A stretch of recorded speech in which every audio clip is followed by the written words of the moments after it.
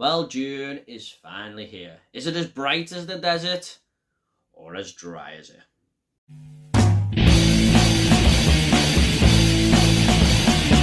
What is up, everyone? We're back again with another review, and it's going to be for the 2021 film Dune, and it's directed by Denis Villeneuve and stars Timothee Chalamet, Rebecca Ferguson, Oscar Isaac, and lots of other big stars. Now, this tells the story of Paul Atreides, whose destiny it is to ensure the future of his family and his people. Meanwhile, he travels to Arrakis, where conflict has started over the universe's most powerful substance known as spice. Now, I was really looking forward to this film. Even though I haven't really read the books or know much about the world and lore of Dune, I've only ever seen the David Lynch film and that's it. The director, the cast that was on board, and the trailers that were shown really made me think that this was a film with scaringly massive potential. And wow, those trailers didn't lie when it came to how amazing this movie looks. This is technically one of the best looking movies I have ever seen in my life, easily. I mean, every scene and shot has been given great attention to detail, from the filmmaking aspect to the cinematography. It's a piece of art. Villeneuve has directed the absolute shit out of Dune, like he does with many of his other films. And going by this, I am very, very excited to see what cinematographer-director Greg Fraser is going to do with the Batman next year. Now, added to this are the effects and design put in place here.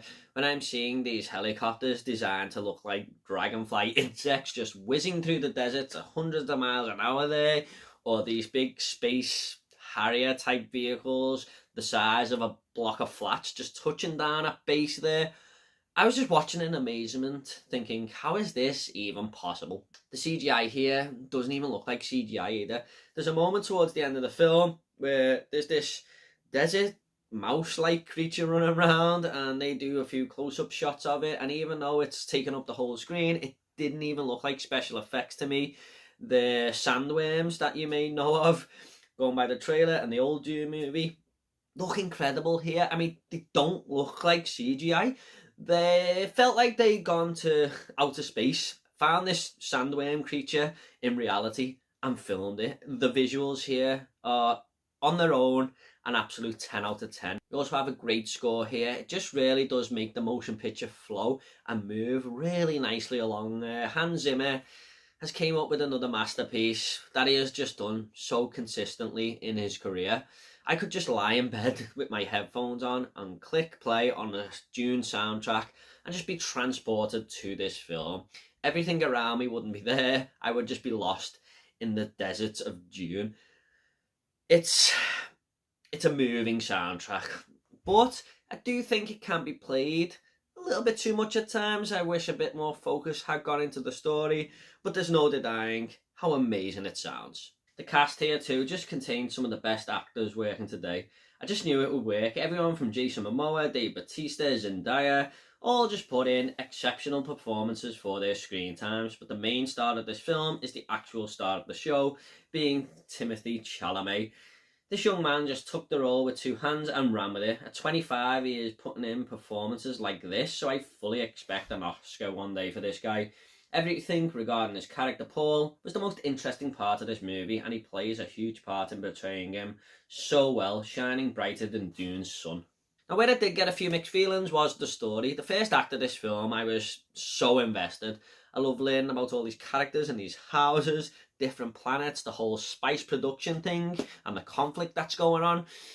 I was so on board, and it's just a shame everything after that started to pull me away from it on a personal level there.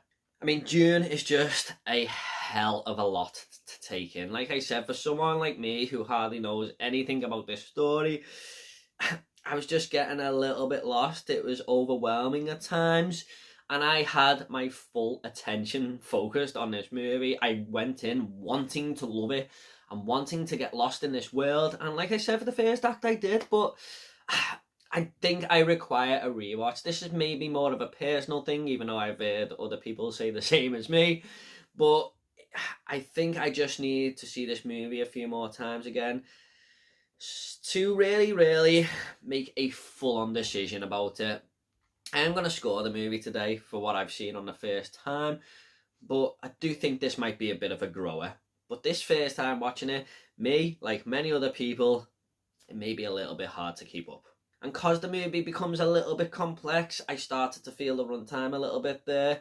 The visuals really do help. I mean, you can't take your eyes off the screen, but story-wise, it just seemed to drag a little bit for me and feel like a little bit of a slog at times, because I was just trying to think about things that were happening 15 minutes ago, but they were telling me a new thing. Like I said, I require a rewatch on this for sure. Villeneuve always seems to build towards something as well, and it never quite feels like it ever gets there for me. I mean, if you're going into this expecting a big action set-piece blockbuster, you might as well just bring your levels down a little bit. Now, I should probably manage my own expectations because I should know better. Done this in Blade Runner 2049 a few times, so you have to understand this is a little bit of a different movie, if you get me. But I will say the parts with all these sandworms that I was talking about earlier, those scenes were epic. Now you have to remember this is part one, and when the movie ended, even though I was a little bit underwhelmed, I still definitely want part two. I want to see where Paul's journey goes to, what happens with all these characters, and the outcome of this story. Denis Villeneuve has recently come out and said he has set the foundations for Dune in part one. Now we can just go and have lots of fun directing part two, and I do think that film would have amazing potential, especially for the average moviegoer. With the visual crew he has here and his directing capabilities, Dune Part 2 definitely sounds like it could be something special. I'm just going to go ahead and rate this movie now. I'm going to give Dune a 7.5 out of 10. Like I said, on rewatch, this might be a little bit better for me, but it's worth seeing just for the visuals alone. But maybe the story may grip you more than it did for me. Okay, at the end of these reviews, I always like to leave a little fun fact. Now, a fun fact for Dune is that composer Hans Zimmer is a big fan of the novel, and he turned down doing the music for Tenet, who he usually collabs with, Christopher Nolan, to work on this movie. Okay guys, I hope you all enjoyed this review. Please consider subscribing to the channel. I've got a lot more reviews coming, lots more videos, and if you want to comment about the movie Dune, leave it down below and reply to every single one of you, I promise. Take it all easy guys. See you in all next video.